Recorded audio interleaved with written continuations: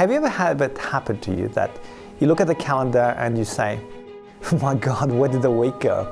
Is it September already? Where did the year go? I mean, have you ever had the feeling like life's just passing you by? That there's something more that you want out of life, but you can't put your finger quite on it.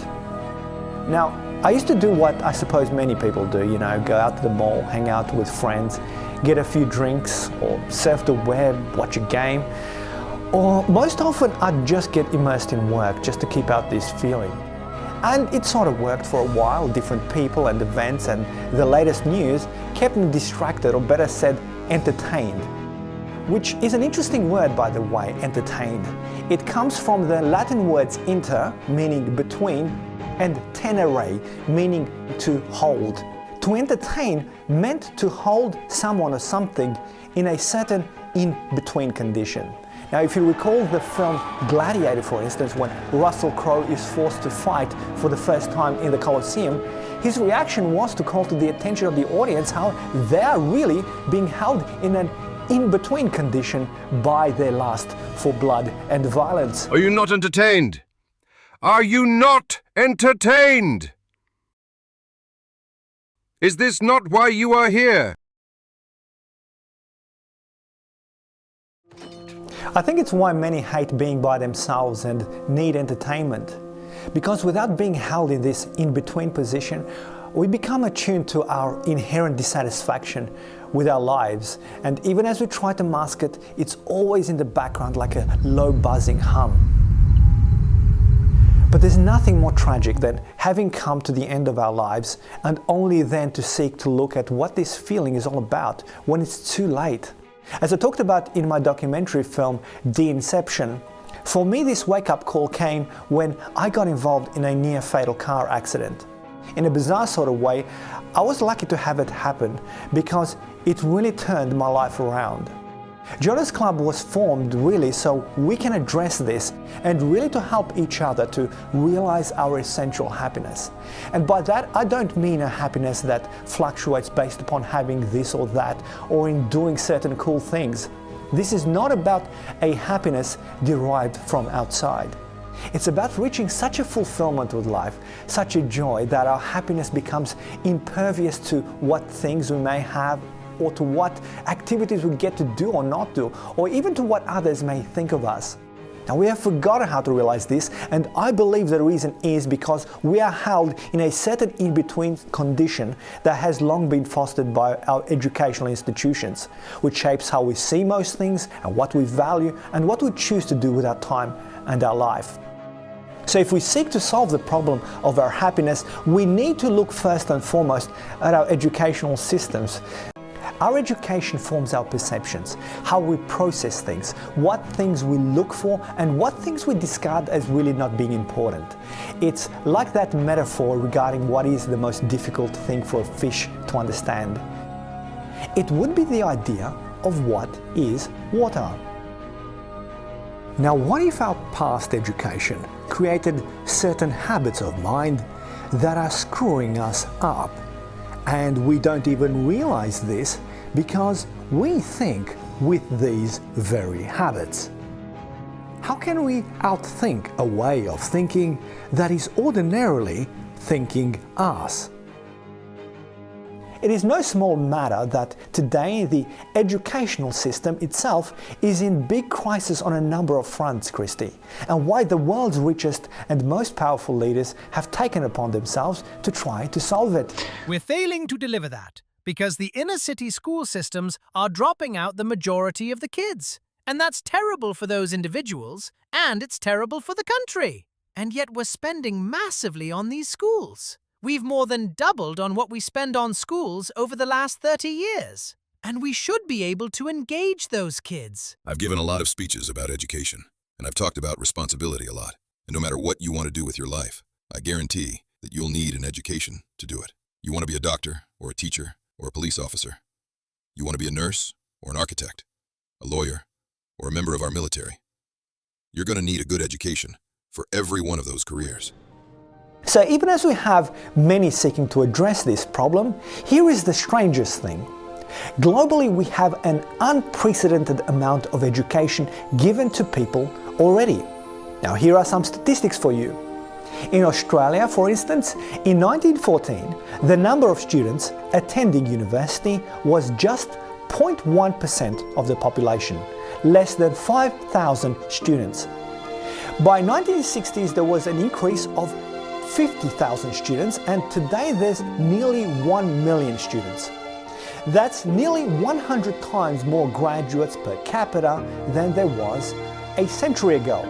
Now, this does not even include all of the technical training schools that we also have. In all of recorded history, there's never been more time spent in education than there is today.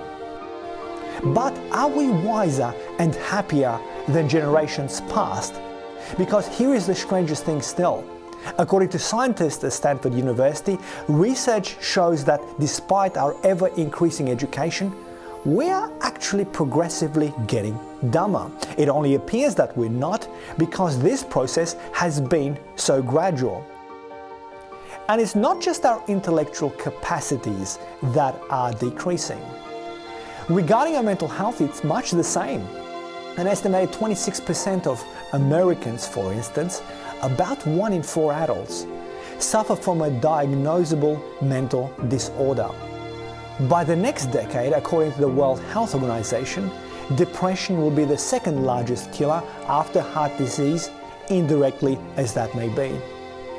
And yet, aren't we under the impression that we're getting smarter and that with even more education, we will solve all human problems and even the ecological ones as well? So how can it be that despite being inundated today with countless books, products, and countless research studies into health and happiness, it is on those very issues that we're losing ground on? How can it be that with more education, we're actually getting dumber? Shouldn't we be getting more enlightened with each generation, as many think that we actually are? How is it that our education, which is really the source of most of these effects, Christy, getting it all wrong? Hi, I'm John Angeli, the Motivation Maverick, and this is Acumates. We help busy creatives turn plans into proof, not with hype, with an execution, OS. One daily action, one weekly review, and one annual, quarterly, and monthly system that keeps you shipping. Subscribe for practical ideas that you can use today. Acumates, plans into proof.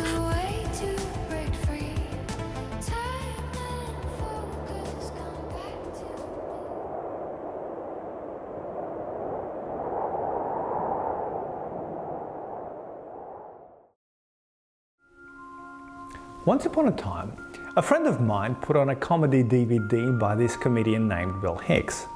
He reassured me, trust me, you'll like him, he's a smart guy and talks about the big issues and he's really funny. And so we watched the show and one comment really struck me. Get this, this is another true story.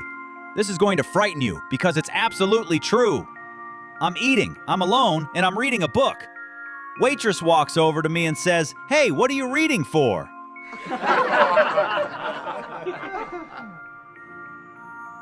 Is that like the weirdest question ever? I have never, ever been asked that. Not what are you reading? Yeah, okay. But what are you reading for? Shit, you stumped me. Why do I read? I don't know. I also thought that it's quite weird myself, but quite the opposite of what Mr. Hicks was thinking. Why indeed have we never sought to question, why are we reading for, and more important still, why are we getting educated for? When I studied a master's in education, surprisingly, questions like these never came up either. We never seriously asked for what purpose do we develop the habit of reading in children? Why should we as a society be committing such a large portion of our lives to education? For both teachers and students, these questions were just givens because on the surface, these seemed like such basic and simple questions that even a small child could answer right. Why should we even bother? But like Sherlock Holmes used to say, whenever someone tried to brush over some tidbit of information as being not really important, he used to say there's nothing more deceptive than an obvious fact. And I propose that the question of what are we getting educated for is one of the most important questions of all time. And I'll give you just two people in history who also thought so: Leo Tolstoy and Augustine of Hippo. Leo Tolstoy, considered one of the greatest novelists of all time, and Augustine of Hippo, considered one of the greatest philosophers of all time, they both were led to their own personal enlightenment when they deeply thought through the question, what is education really for? Now, when you read both their classic autobiographies, both make the exact same case. It was this question alone that transformed their life. So I'd like to explore this idea here, and we will begin with the obvious facts. The obvious facts are, as Obama or Bill Gates hinted at in the previous video, so you get to be a doctor or a teacher or a police officer, so you get the skills to get you qualified for work, right? We've more than doubled on what we spend on schools over the last 30 years. And we should be able to engage those kids. You want to be a nurse or an architect, a lawyer, or a member of our military? You're going to need a good education for every one of those careers. No doubt, our entire educational system is geared towards just that. In short, we get education so we may benefit the economy with our work. But really, is this all that education is for? Consider this. In an average lifespan, which is about 80 years if all things go well with your health, the first quarter or more is taken up almost exclusively by education, all the way from preschool to university, from about 3 or 4 years of age, all the way to one's early 20s or even more. In this first quarter, we could say that now we are getting trained so that we are able to apply advanced knowledge and skills for various work scenarios. Now, between roughly the ages of 20-something and 60-something, the second and third quarter of our lives, we are then to apply these accumulated studies in maths, languages, sciences, and so on onto various jobs. In the remaining quarter of our lives, or what is left of it, we then get to retire as to apparently enjoy the accumulated stuff we gained from our labor from the years prior. All up, the last 3 quarters of life as such, or what we can call adulthood, for most of us adult education means little more than updating our skills in work, or perhaps reading the papers, surfing the internet, watching TV, and basically catching up on what we can in between.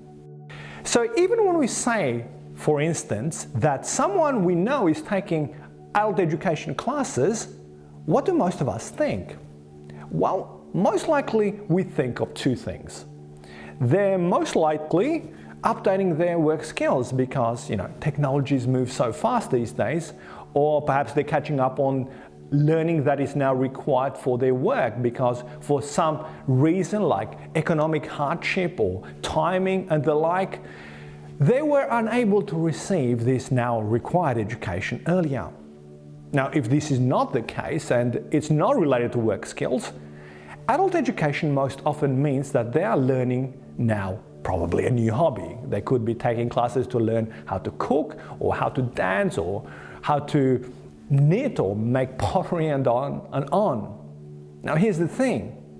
What happened to the idea that education could be used to acquire the cultural knowledge from which to create exemplary moral, intellectual, spiritual, and artistic endeavors? What happened to the notion that education could be used to actualize our deepest creativity, reason, awareness, and emotional intelligence, to become all that we can be, to live a wholly fulfilling life on this one earthly journey that we get? How did these ideas disappear from our ordinary conceptions regarding what education is for or what it should be for? What was going on in the courtyard the other day? Courtyard? Yeah, boys marching, clapping in unison. Oh, that was an exercise to prove a point. Dangers of conformity. Well, John, the curriculum is set. It's proven. It works. If you question it, what's to prevent them from doing the same? I always thought the idea of education was to learn to think for yourself. At these boys' age, not on your life. Prepare them for college, and the rest of it will take care of itself.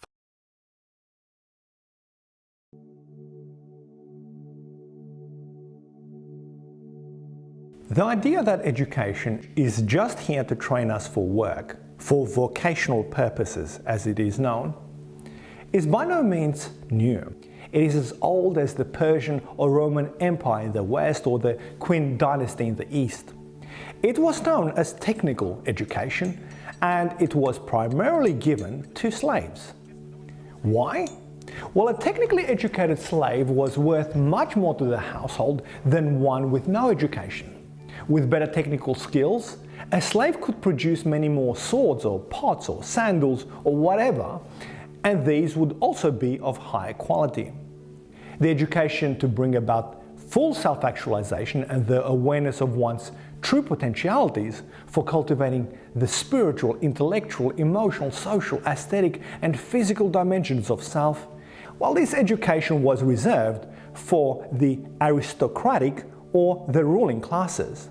It was a comprehensive leadership education given to ensure that they lived a full and happy life, a life heroic. This form of education was to stretch all throughout their adulthood, as it was understood that adults are more educable than children. The adult mind is full of different experiences. They make the free choice to learn and is able to trace out deeper and more meaningful connections between ideas. Ultimately, as it was observed, it is generally only the adult mind that can arrive at wisdom, the highest condition of being educated. Under the ancient educational curriculum of Plato in ancient Greece, for instance, citizens would return to the academy, as it was then called, throughout their adult life. In youth, one would primarily cultivate the physical and aesthetic self through subjects like gymnastics, music, and the like. Then, as they entered adulthood, they would return to be educated onto how to make the most of their intellectual self, then their social and spiritual self. And this education was expected to stretch into one's second and third quarter, and maybe even the fourth. The philosopher Aristotle, also from ancient Greece, was to affirm that the ultimate purpose of education is so that a human being gets to realize the whole range of excellences that a human being is capable of realizing. In his schools, lyceums as they were called, education was not merely for the sake of earning a living, but so one would make the most of their life, so that they would realize their essential happiness, eudaimonia as it was known, the total good. And what was the result of aiming for this kind of education? Well, the scientists at Stanford University, whose research shows that we're actually progressively getting dumber, have also looked at the ancient Greek democratic state. Based on their investigation, here is what Professor Gerald Crabtree at the School of Medicine concluded. If an average citizen from Athens of 1000 BC were to suddenly appear among us, he or she would be among the brightest and most intellectually alive of our colleagues and companions, with a good memory, a broad range of ideas, and a clear-sighted view of the important issues. In short, an average citizen from ancient Athens, by today's standards, he or she would be considered and ranked as a genius. Their democratic state was in effect made up of many different kinds of geniuses, and that was the free Greek individual. Slaves were unfortunately and intentionally not given this form of education, not only because it would cost the state or the household money, but because it might have stirred up unintended ideas about what is justice and the like. It may have led to many more rebellions, like it did with Spartacus. More to the point, slaves were not really meant to live a happy and fulfilling life. Their purpose was to enable their masters to do so. So the outcome was to have technically educated slaves with as many talents and skills as well as well-conditioned intellectual blinkers to do just what they were told to do. Gentlemen, what captures your fancy here? This boy? Yes, open your mouth. Open. Wider. Look in there. Never been sick a day in his life. And I call particular attention to Martha. She's an excellent pastry cook. Ah, Mr. Ford. Splendid seeing you, sir. What catches your fancy? This lad? Brawny. How much for the one, Platt and Eliza? 1,000 for Platt. And oh, this is a nigger of considerable talent, I assure you.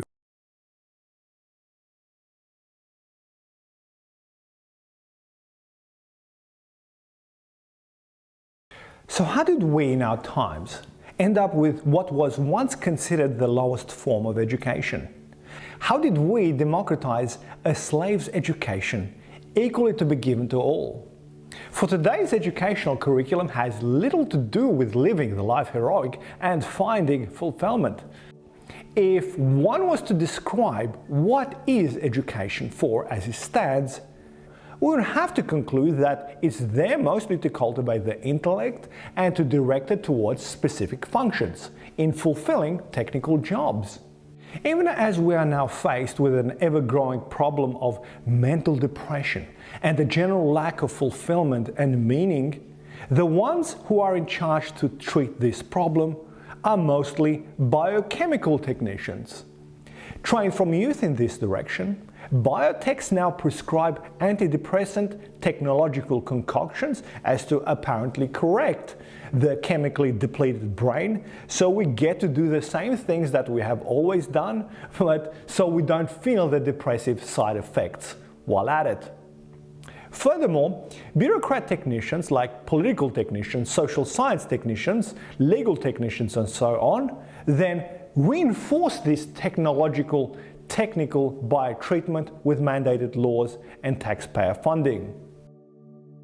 Our idea of education is predicated on the idea of academic ability. And there's a reason. The whole system was invented around the world. There were no systems of education before the 19th century. They all came into being to meet the needs of industrialism. So the hierarchy is reached upon two ideas. Number one, that the most useful subject for work are the top. So you were probably steered away, benignly away from things at school when you were a kid, things you liked. On the ground, you were not getting a job doing that. Isn't that right? Don't do music, you're not going to be a musician. Don't do art, you won't be an artist. Benign advice. Now, profoundly mistaken.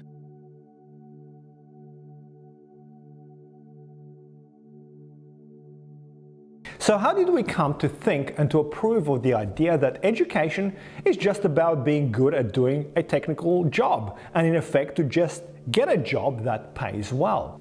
How did we end up selling ourselves onto this education, which, as we mentioned, was once known as education fit only for slaves?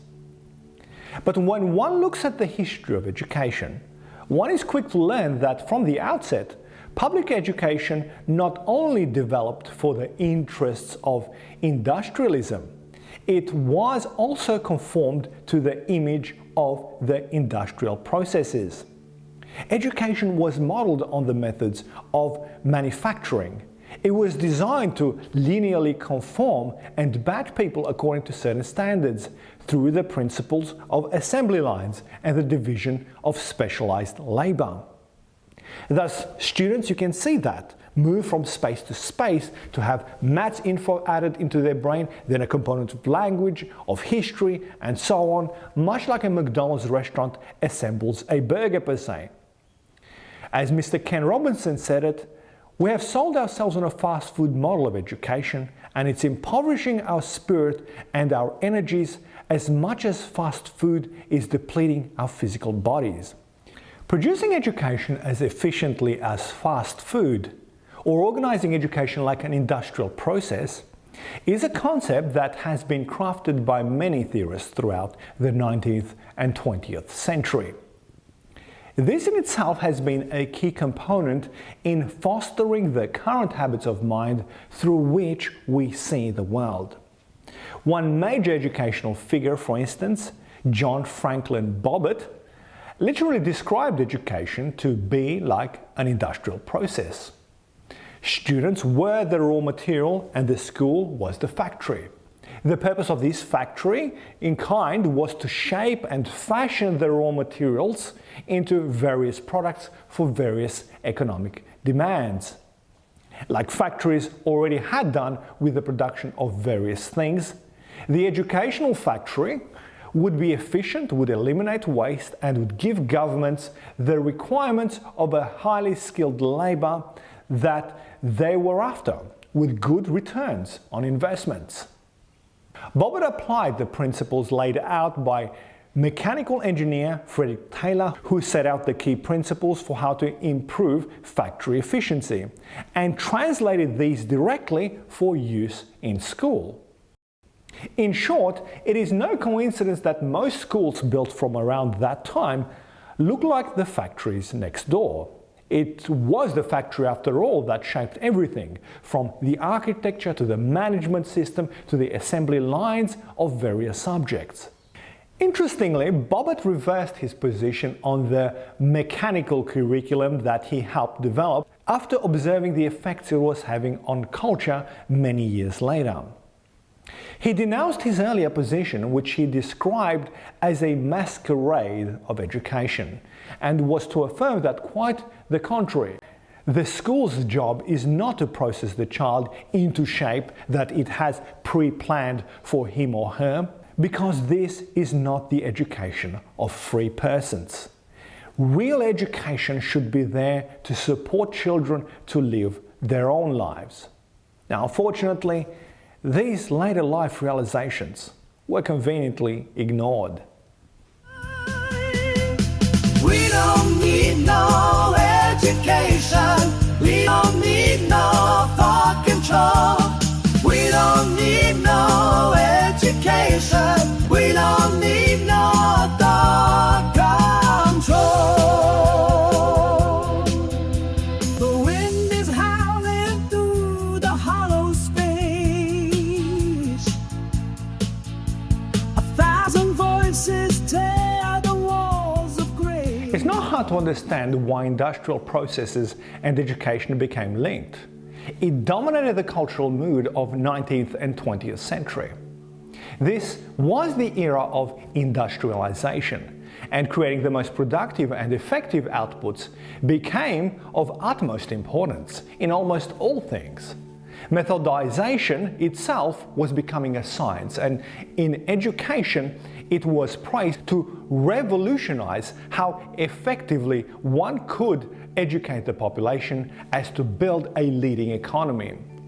And let's face it, who today is not also persuaded simply because it's the latest method or the latest technology? It was then, as it is today, enforced by the implicit ideology of progress or progressiveness. This is another dominant habit of mind that goes unquestioned. Our culture runs on the hidden belief that with every advance in technology or science, this automatically and inevitably shall improve the human condition. One needs to think of atomic weapons to doubt this idea, but yet, here it is. Methodology brought about order, simplicity, and most important, control. So since then, the ideal had been to find that most direct means to education, that all-encompassing shortcut that could cut one's learning time with machine-like efficiency. A futuristic film like The Matrix excited viewers with a glimpse into this ideal future, this techno-educational method. Just download all forms of knowledge directly into the brain. We got a lot to do. We got to get to it. Now, we're supposed to start with these operations program first. That's major bullshit. Let's do something more fun. How about combat training?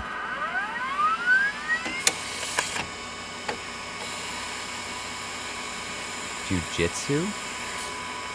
I'm going to learn jiu-jitsu?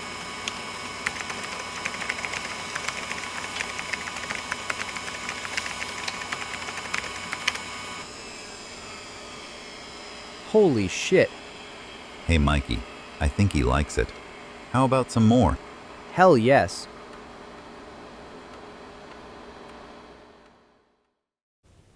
Since then, the pursuit of more and more efficient means to education began, and fewer people began to focus towards which end should education be focused on.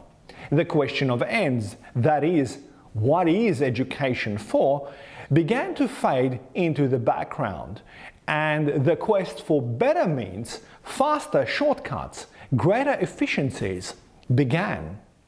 So educators got to experiment with new methods, while the end of education, which inevitably was always implied, became the end of those who paid the educators, the politicians or business people.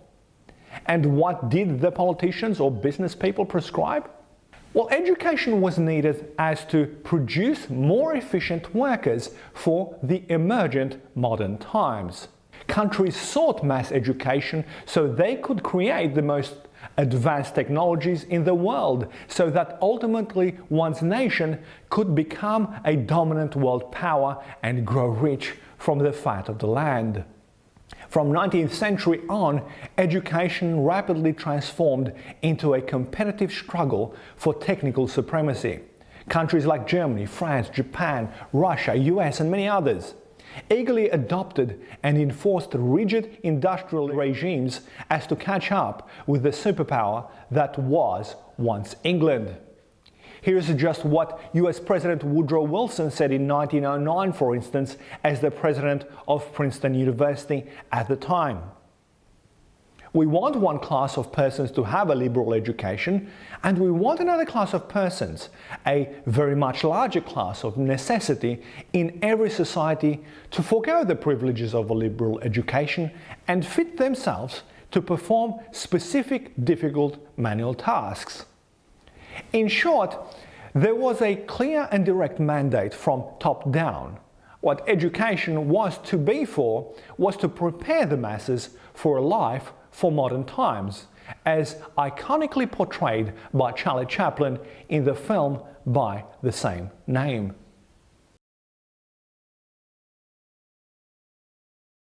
Good morning, my friend. This record comes to you through the Sales Talk Transcription Company, Incorporated. Your speaker, the mechanical salesman. May I take the pleasure of introducing J. Willicom Bellows, the inventor of the Bellows feeding machine, a practical device that feeds your men while at work. Don't stop for lunch. Be ahead of your competitor. The Bellows feeding machine will eliminate the lunch hour, increase your production, and decrease your overhead. Allow us to point some of the features of this wonderful machine. Its beautiful aerodynamic, streamlined body. Its smoothness of action made silent by our porous electrometal ball bearings. Let us acquaint you with our automaton soup place. Its compressed air blower. No breath necessary, no energy required to cool the soup. Notice the revolving plate with the automatic food pusher. Observe our countershaft, double-knee action corn feeder with its synchro-mesh transmission, which enables you to shift from high to low gear by the mere tip of the tongue. Then there's the hyper-compressed, sterilized mouth wiper. Its factors of control ensure against spots on the shirt front. These are but a few of the delightful features of the Bellows feeding machine. Let us demonstrate with one of your workers, for actions speak louder than words. Remember, if you wish to keep ahead of your competitor, you cannot afford to ignore the importance of the Bellows feeding machine.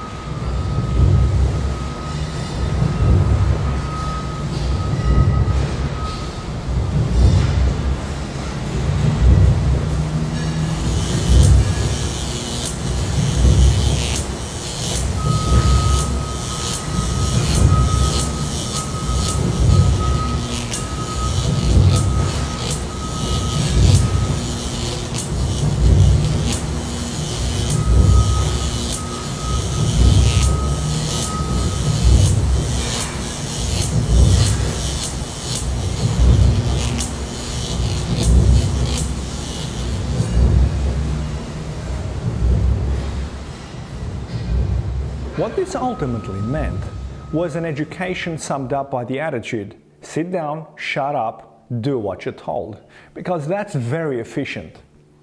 The fruit of this education, unfortunately, is a mixed blessing at best. Yes, it contributed to the manufacture of all the conveniences of today, but it also culminated into the emergence of total wars like the two world wars that encompassed almost the entire globe. These were run by efficiently educated men who did what they were told to build and run. The methodically efficient genocidal factories like in Auschwitz, the systematic blitzkriegs and battles of annihilation, or the ruthless efficiencies of communist gulags and forced concentration camps. These were unintentional effects of this education, of course, but very much the consequential outcomes of an education designed to turn citizens into controllable units of production. They ended up running very efficiently methodical systems for construction as well as global mass destruction. Once again, the icon Charlie Chaplin powerfully expressed this outrage in his film, The Great Dictator. We all want to help one another. Human beings are like that. We want to live by each other's happiness, not by each other's misery. We don't want to hate and despise one another. In this world, there's room for everyone, and the good earth is rich and can provide for everyone. The way of life can be free and beautiful, but we have lost the way. Greed has poisoned men's souls, has barricaded the world with hate, has goose-stepped us into misery and bloodshed. We have developed speed, but we have shut ourselves in. Machinery that gives abundance has left us in want. Our knowledge has made us cynical, our cleverness hard and unkind. We think too much and feel too little. More than machinery, we need humanity. More than cleverness, we need kindness and gentleness. Without these qualities, life will be violent and all will be lost. The aeroplane and the radio have brought us closer together. The very nature of these inventions cries out for the goodness in men, cries out for universal brotherhood, for the unity of a soul. Even now, my voice is reaching millions throughout the world. Millions of despairing men, women, and little children, victims of a system that makes men torture and imprison innocent people. The grand story of modernism has been that through rationalism and the scientific method, humans would bring about a sort of heaven on earth.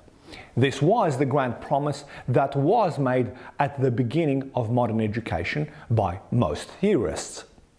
Of course, what we got instead was the bloodiest century of all time, with an estimated 160 million people ruthlessly killed in wars through efficiently built machines run by efficiently methodical men.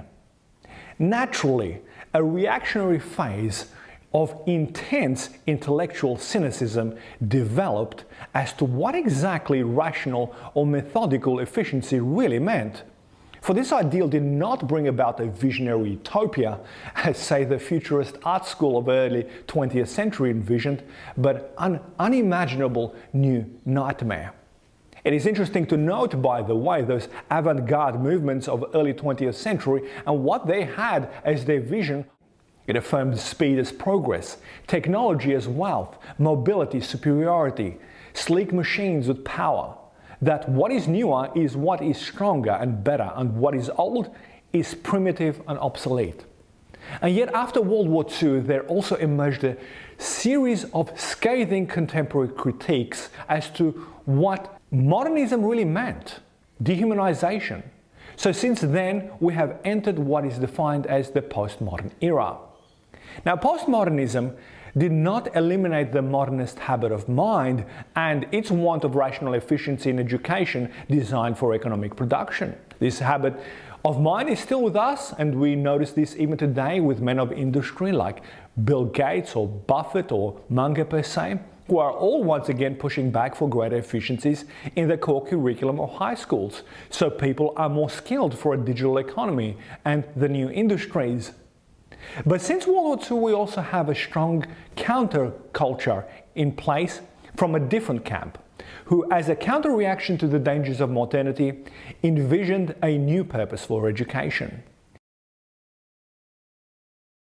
In its highest aspirational form, this counterculture affirms that education is not for economic productions, as modernists would say, but for emancipation.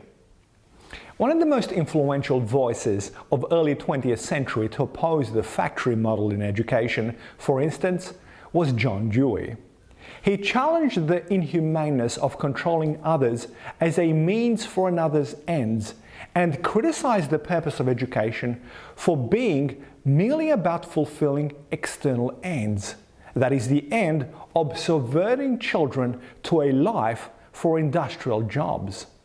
This was not a new critique, though. In essence, it stretched all the way back to a philosopher like Jean-Jacques Rousseau in the 18th century, and most influentially for today with Karl Marx, the father of communism, in the 19th century.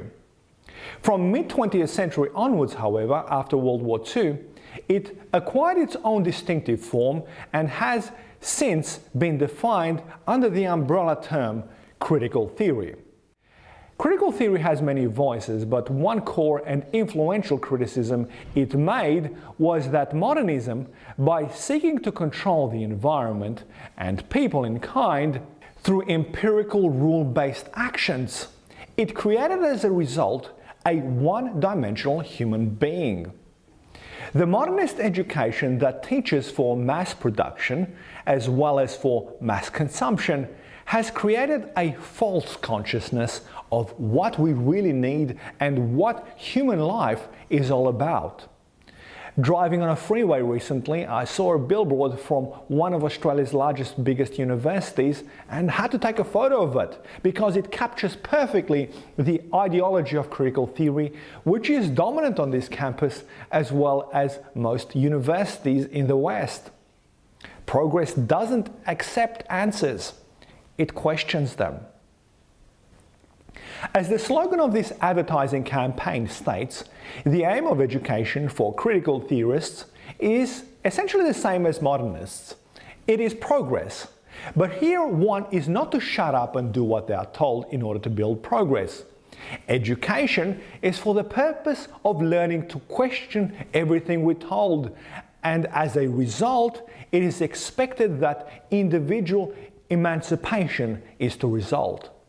Like the name itself suggests, critical theory is essentially all about criticism and features various forms of deconstructing arguments, ideas, and values. Education then should be about criticizing and deconstructing the forces that dominate and restrict human freedom in modern societies. If one would tear down these restrictive walls, so critical theory states, one would find liberation just beyond. The chains of their great design, the fire in our veins will redraw the line. We don't need no education, we don't need no thought control. We don't need no education, we don't need no thought control.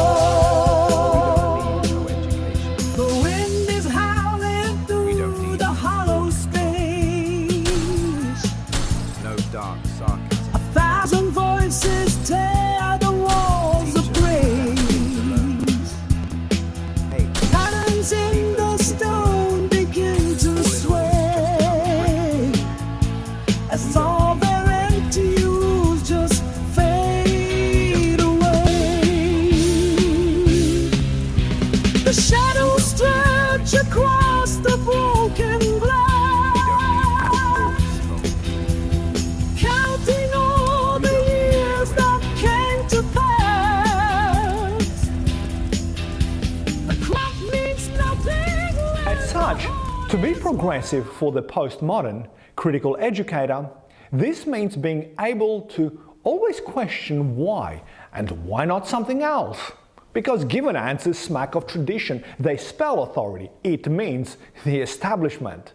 And like in Marxism, the aim of critical theory is for a state of continual revolution, in a sense for the sake of revolution itself, so there is never a center of authority anywhere. Critical theorists argue that it has been reason which gave birth to authoritarian structures like fascism, capitalism, patriarchy, patriotism, and many other structures that seek to dominate others and to restrict their freedom. If one was then to question and to rebel against the status quo, one may then find the freedom to just be oneself. As one leading figure in this movement said it, "The revolutionary destruction of society is the one and only solution to the contradictions of the epoch. Through this act, the majority of emancipated revolutionaries can replace the old values with new ones." The stylized image of Che Guevara, for instance, embodies this counterculture rebellion very well. To someone unfamiliar with the ideals of critical theorists, the notion that through criticism and deconstruction of existing structures, this would lead to a new and better set of values does seem strange. Perhaps a house may not be to one's liking, but how is demolishing an existing house create anything but a lack of shelter altogether? How does the moral of a film's ending, like the one in V for Vendetta, make any sense?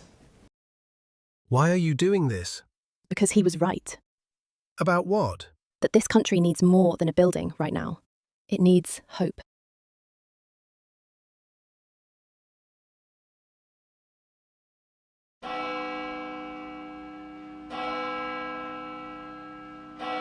It's time. Tell me, do you like music, Mr. Finch?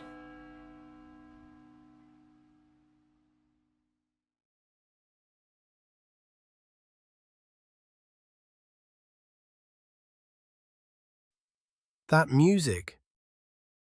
Yes. His music.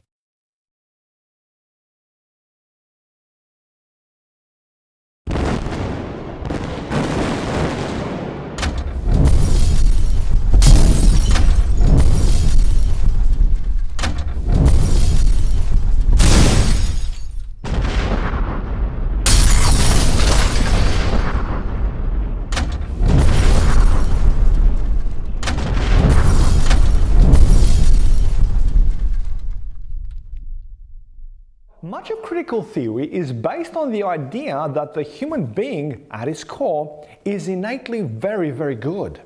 However, due to oppressive external forces, human beings become enslaved and alienated from this goodness that we all innately have. It is the ruling classes and their ideas that brainwash people into a false consciousness. So without their awareness, people become enslaved, and in time they even come to love their state of slavery. Through critical theory then, one could become aware of what structures oppress them and then be empowered to strip away the artificial structures imposed by those elites. According to this worldview, if one were freed from this oppression, freed from this false consciousness, then beneath it all, we could all find our innate goodness and authenticity. So you need to blow up the system, so to speak.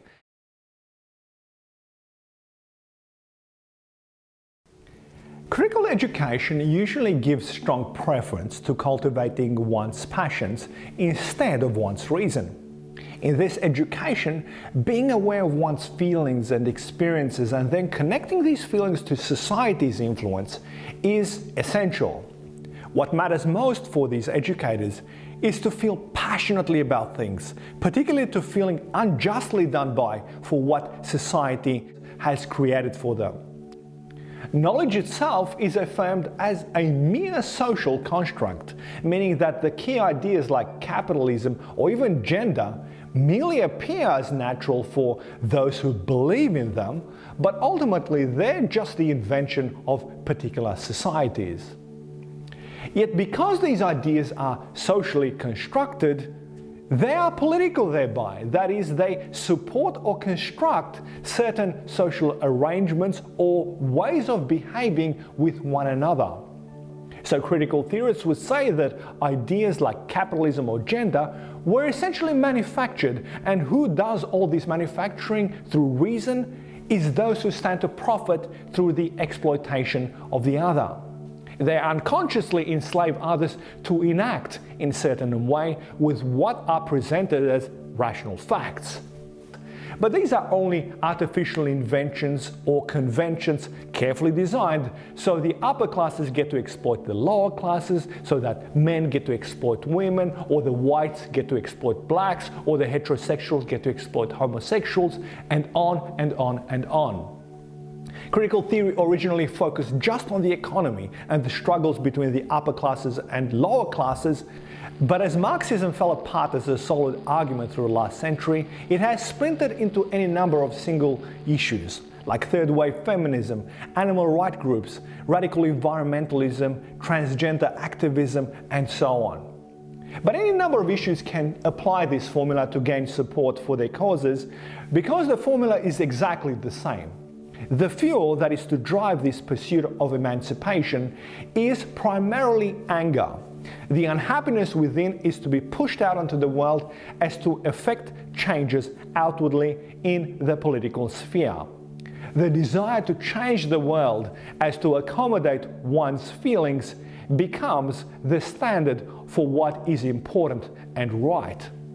Now, in an educational system that affirms no inherent life meaning, having now a cause to fight for proves thereby incredibly attractive to many, especially the young.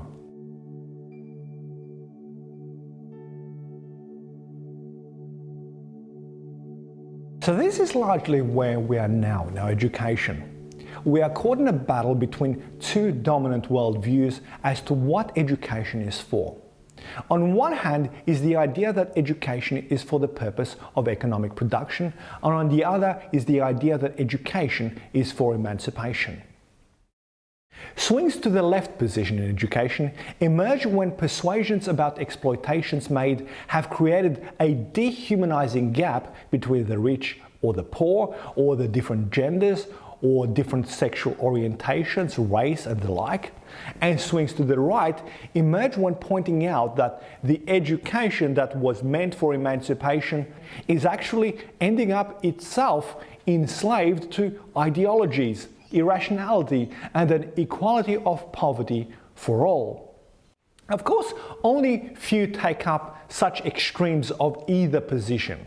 Culturally, we're somewhere in between the two, strangely blending those two aims, as to pursue personal emancipation on one hand as a mere liberation from all negative emotions and any burdens of any grand ideal future, and as well as aiming for economic goods and the comforts of a capitalist lifestyle, but without any of its obligations or responsibilities. As some social critics have observed, the general mood of postmodernism is to be comfortably numb. For 6 months, I couldn't sleep. With insomnia, nothing's real. Everything is far away.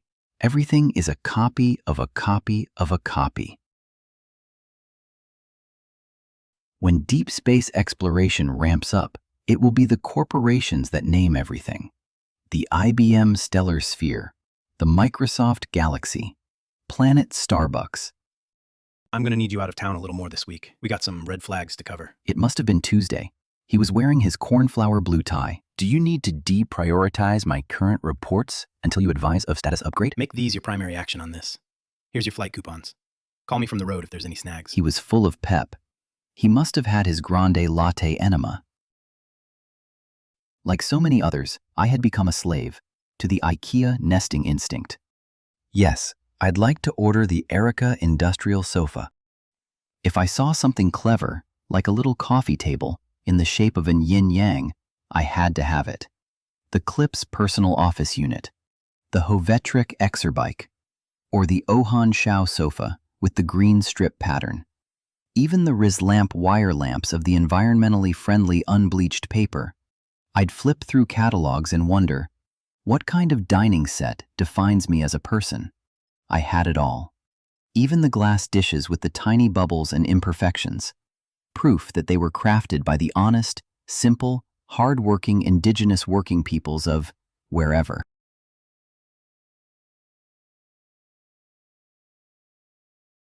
And yet, we need to appreciate that we have reached whatever we have put our minds to.